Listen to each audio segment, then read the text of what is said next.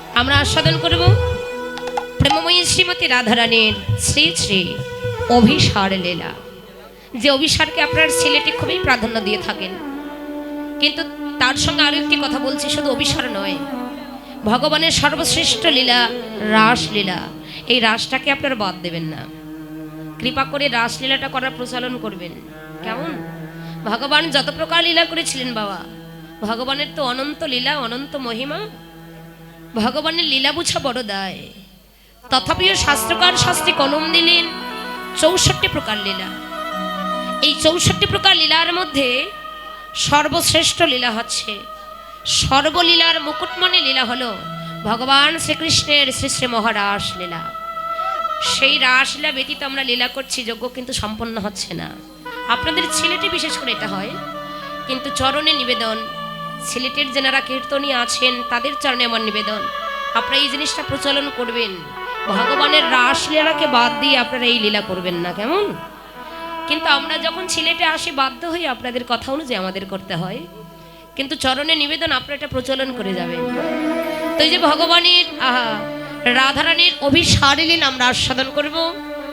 প্রথমেই তদুচিতে গৌরচন্দ্রিকা লীলা আস্বাদন করব, তারপর বৃন্দাবনে গিয়ে বৃন্দাবন লীলা আস্বাদন করব। তো লীলা পরিবেশনা হয়তো আমার অনেক অনেক অনেক ভুল, অনেক ত্রুটি হবে। আপনারা সকলে নিজ সন্তান মনে করে, বল নিজ ভগ্নী মনে করে রাস শুনবেন, কোনো সমস্যা নেই। আপনারা যদি রাসলীলা শুনতে চান আমি গাইতে পারবো, কোনো সমস্যা নেই। রাসেই গাইব, সকলে সম্মতি আছে?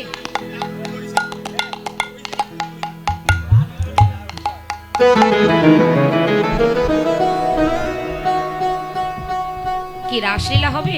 বা খুব খুশি হলাম শুনে, সত্যি খুব ভালো লাগলো যে আপনারা যেহেতু রাসলীলা শোনার জন্য খুবই আগ্রহী।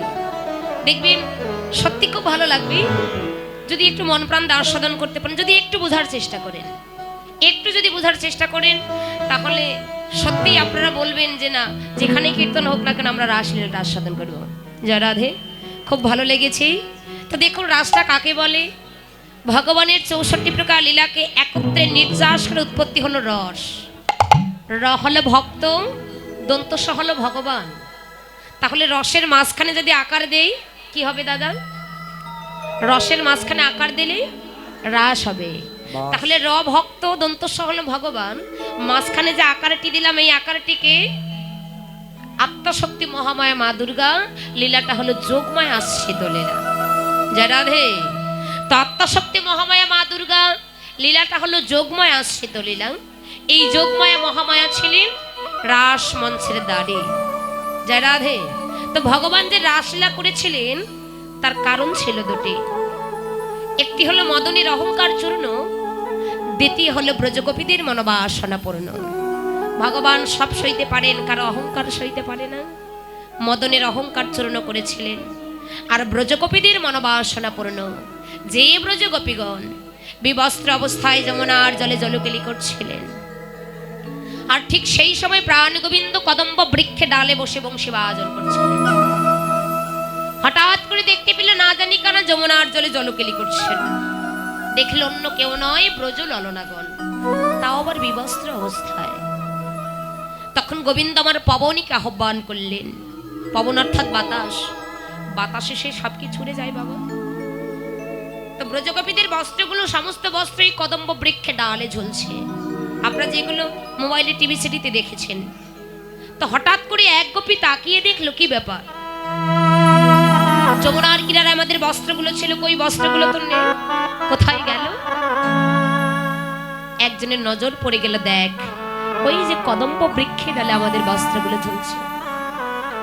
আর একজন বলল কি ব্যাপার, আমাদের বস্ত্রগুলো কই, কে চুরি করলো? দেখলো ওই যে দেখ ওখানে কে বসে আছে, ওই যে দেখ নন্দের বেটা কেলো চোরা। ছি ছি কৃষ্ণ, তোমার লজ্জা করে না? আমরা ব্রজগোপীগণ বিবস্ত্র অবস্থায় যমুনার জলে জলকেলি করছি, আর তুমি কেন অমন করে আমাদের বস্ত্রগুলো চুরি করলে?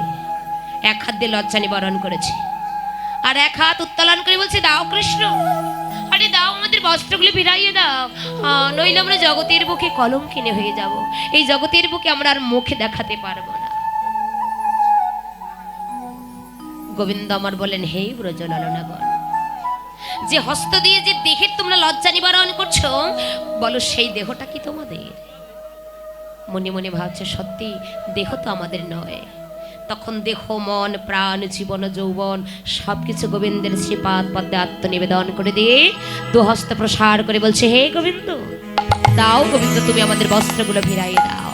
সেদিন সাধনায় সন্তুষ্ট হয়ে গোবিন্দ কথা দিয়েছিল, তথাস্তু। আজ নয় কবে, সেই শারদীয় পূর্ণ রজনীতে, যেদিন আমি শারদীয় পূর্ণ রজনীতে রাস মঞ্চে গিয়ে রাসমণ্ডলী নির্মাণ করে আমি রাসলীলা করব, সেদিন তোমাদের সমস্ত ব্রজগোপীদের মনোবাসনা করব। আজকে হলে সেই রজনী। গোবিন্দ আমার রাসলীলা রাসমণ্ডলী নির্মাণ করে যত গোপী ছিলেন তত কৃষ্ণ হয়ে সমস্ত ব্রজগোপীদের সেই মনোবাসনা পূর্ণ করবেন বলে আজকে ভগবানের সেই লীলা। চলুন আস্বাদন করবো তদুষিত গৌর চন্দ্রিকা লীলা। কিন্তু একটা কথা, এটা কিন্তু কোনো গান বাজনার আসর নয়, এটা হলো ভক্তির জায়গা। এই যে পিচ্ছিরা এত কথা বলো কেন? তোমাদের কাছ থেকে তো আশা করা যায় না যে তোমরা এইভাবে কথা বলতে পারো। হ্যাঁ, এত সাহস, পাটা গুটিয়ে বসো। কি বুড়ো হয়েছে বুঝি নাকি? তোমরা কোথায় কে কি করছে সবই দেখতে পাচ্ছি, কিন্তু সত্যি বলতে পারি না। এই যে যারা বারান্দায় বসে আছে, তোমরা তো আত্মীয় এসেছে এবারে নাকি? মেয়ে জামাই এসেছে বুঝি? কি গো, এইবারের মেয়ে জামাই তোমরা? কি এটা কোনো বিয়ে বাড়ির অনুষ্ঠানে এসেছো তোমরা, নাকি ভক্তির আসনে এসেছো? যদি ভক্তির আসনে এসেছো তাহলে কৃপা করে ভক্তি ভরে আস্বাদন করবে এবং আমাকে একটু বলার সুযোগ করে দেবে, এইটুকু নিবেদন। সকলেই প্রেম সে জয়ের ধ্বনি এবং উলের ধ্বনি, কেউ কোনো কথা বলবে না, সকলের চরণ ধরে আমি বলছি, নিতাই গৌর প্রভানন্দে হরি হরি বল। জয় জয় নিতাই গো শ্রীদাদা প্রীতি প্রেমানন্দে হরি হরি হরি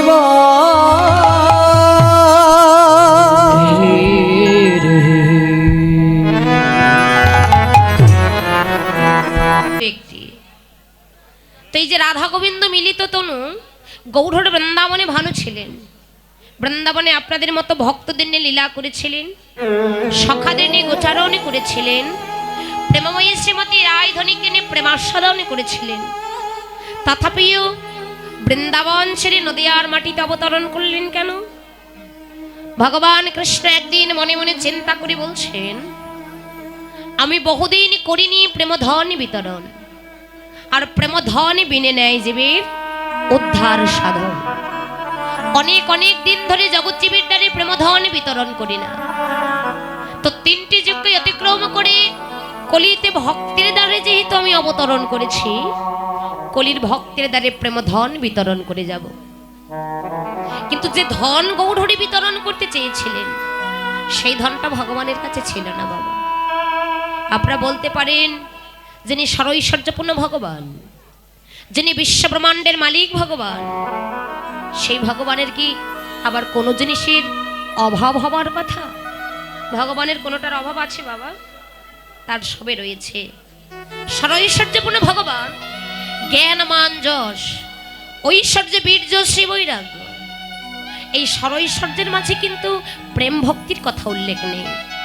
আমার ভগবানের সবই রয়েছে, কিন্তু একটা জিনিসের কাঙ্গাল, সেই জিনিসটা কি ভগবানের কাছে নেই, সেই প্রেম আর ভক্তিটুকু। ভগবান আমার কিসের কাঙ্গাল? বড় ভালোবাসার কাঙ্গাল, প্রেমের কাঙ্গাল, ভক্তির কাঙ্গাল। কেহ যদি প্রেম ভক্তি ভালোবাসা দিয়ে ভগবানকে ডাকে, ভগবান কৃপা না করে কোনোদিন দূরে থাকতে পারেন না। সেই ভক্তির ভান্ডারটা কি? সেই ভক্তির ভান্ডারটা হলেন প্রেমময়ী শ্রীমতী রাধা ঠাকুরানী। ভগবান কৃষ্ণ মনে মনে চিন্তা করে বললেন, আমি যে ধন বিতরণ করতে চেয়েছি সেই ধনটা তো আমার কাছে নেই, তো সেই ধন, সেই ভান্ডারটা হলেন আমার রাধারানীর কাছে। তো কৃষ্ণ বলছেন, আমি যদি আমার রাধারানীর কাছে ভক্তি চাই, যে রাধে তুমি আমায় ভক্তি দাও তো। আমার রাধারানী হয়তো দিতে চাইবে, কিন্তু তার সঙ্গিনীগণ আমায় দিতে দেবে না। তাহলে কি করতে হবে? ভক্তের জন্য চুরি করতে হবে।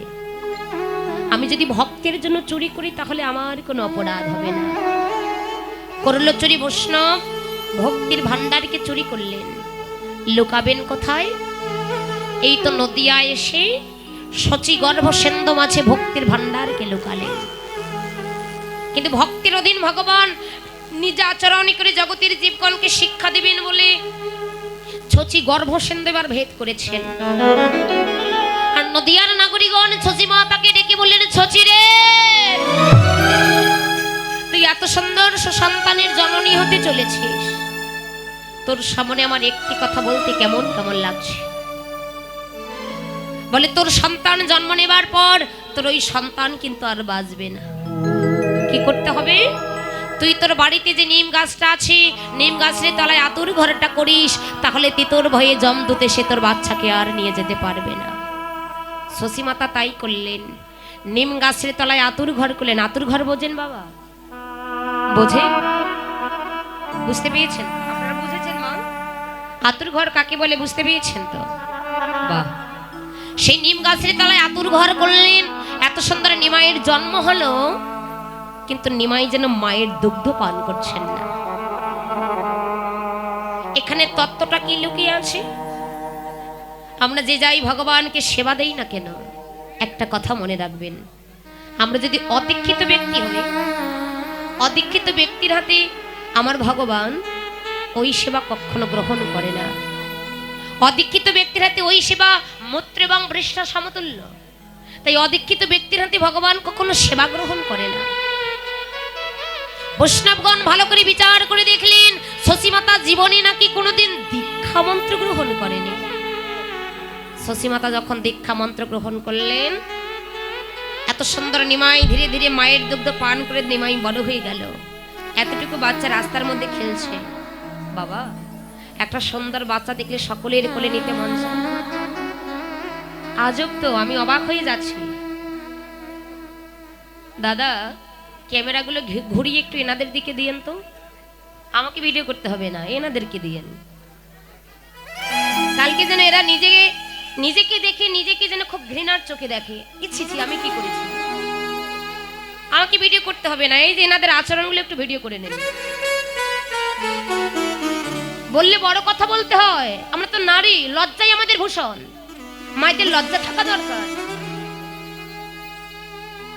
কি আমার মুখটা ছোটাবেন আপনারা, নাকি আমাকে গাইতে দিবেন কিছু? নারী জাতির লজ্জাই আমাদের ভূষণ, ঠিক আছে? দ্বিতীয়বার যেন আর বলতে হয় না। তোমাদের যদি বারবার একটা কথা বলি যে তোমরা কথা বলো না, কথা বলো না, আমার কীর্তন হবে? যারা কথা বলবেন এখান থেকে তাদের উঠে যেতে হবে। আমি ডাইরেক্ট ইন্ডিকেট করে কথা বলতে পারি, আমি ডাইরেক্ট ইন্ডিকেট করে কথা বলতে পারি, তাতে কোনো ভয় পাই না। বুঝতে পেরেছেন? কেউ যদি আমার কথায় মনে কষ্ট নেন বাবা, করার কিছু নেই, কিন্তু আমাকে একটু গাইতে দেবেন। বড় আশা করে দাদা নিয়ে এসেছেন, সেই অনেক দূর থেকে এসেছি, শুধু অর্থের বিনিময়ে আপনাদের এখানে আসেন। কুড়িগ্রাম থেকে সিলেটে একবার জার্নি করে দেখবেন কষ্টটা কাকে বলে। কষ্টটা কাকে বলে একটু জার্নি করে দেখবেন। এত দূর দূরান্ত জার্নি করাটা যে কতটা কষ্ট। কেন এসেছি আপনাদের এখানে? শুধু অর্থের বিনিময়ে? কুড়িগ্রাম থেকে আপনাদের সিলেট জেলায় কীর্তন করলে অনেক টাকা পাওয়া যায়। শুধু কি টাকার জন্য আপনাদের কাছে এসেছি?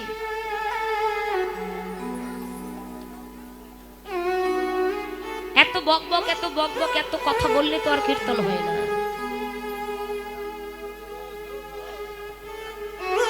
বৈষ্ণবগণ ভালো করে বিচার করে দেখলেন, শচী মাতা জীবনে নাকি কোনোদিন দীক্ষা মন্ত্র গ্রহণ করেনি। যখন দীক্ষা মন্ত্র গ্রহণ করলেন, এত সুন্দর নিমাই মায়ের দুগ্ধ পান করে নিমাই বড় হয়ে গেল, ধুলো মাটিতে খেলছেন। সেই পথ দিয়ে নাগরিকগণ চলেছেন যমুনায় কলসিতে জল ভরতে। এত সুন্দর ফুটফুটে নিমাই ধুলো মাটিতে খেলছেন, কারা না আদর করতে মন চায়? সবাই কোলে নিতে চাচ্ছে।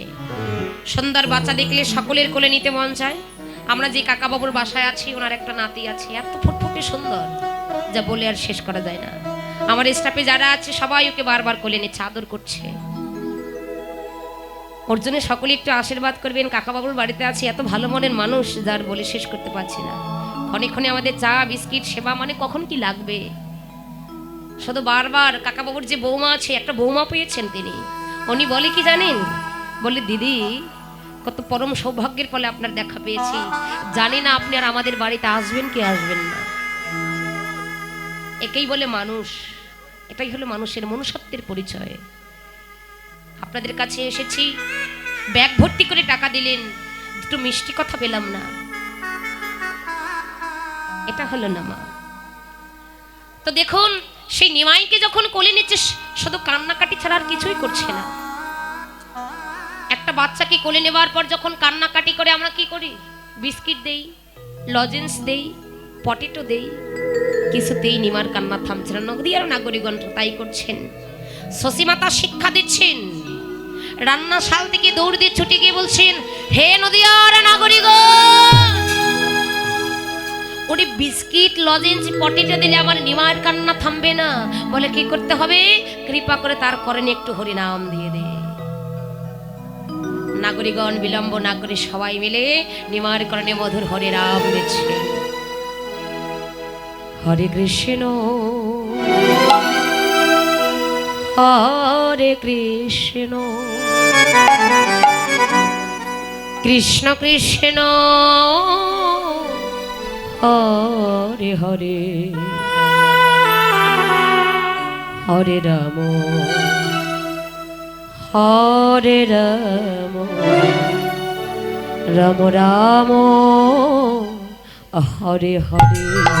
সকলে একটু হাত তুলো, হরে কৃষ্ণ সকলে হাত তুলে হরে হাতে করতালি দিয়ে হরিনাম করো। তোলো তোলো কৃষ্ণ কৃষ্ণ হরে হরে হরে রাম হরে রাম রাম রাম হরে হরে। হরে কৃষ্ণ কৃষ্ণ কৃষ্ণ হরে হরে হরে রাম রাম রাম হরে হরে। হরে কৃষ্ণ মায়ের একটু উলুধ্বনি করবে, হৃদয় গৌর প্রেমানন্দে হরি বল। হরে রাম রাম রাম হরে হরে। হরে কৃষ্ণ কৃষ্ণ কৃষ্ণ হরে হরে হরে রাম রাম রাম হরে হরে হরি হরি বল। হরে কৃষ্ণ কৃষ্ণ কৃষ্ণ হরে হরে হরে রাম রাম রাম হরে হরে। কৃপা করে যখন হরিনাম দিয়ে দিলেন, কেন? জগৎকে শিক্ষা দিলেন, হে জগৎ, এই কলিযুগে কলিযুগের একটাই সম্বল, হরের নামই বা কেবল। বাবা, জন্ম আমাদের হয়েছে, মরতে একদিন হবে। মানুষ মরণশীল, আমরা ইংলিশে বলি ম্যান ইজ মর্টাল। জন্ম হলে তাকে মরতেই হবে, আজ হোক কাল হোক, দুদিন আগে হোক আর দুদিন পরে হোক।